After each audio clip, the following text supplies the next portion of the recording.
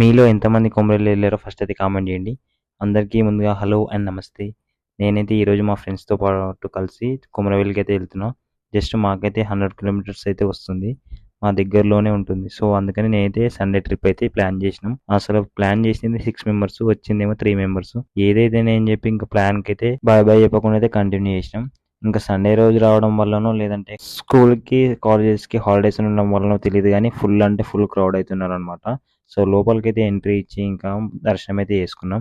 అసలు దర్శనం అంటే లోపల నార్మల్గా వచ్చి దర్శనం చేసుకున్నాం. లైన్లో నిలబడైతే దర్శనం అయితే చేసుకోవాలి. ఆ క్రౌడ్ చూస్తే అక్కడే భయం వేసింది.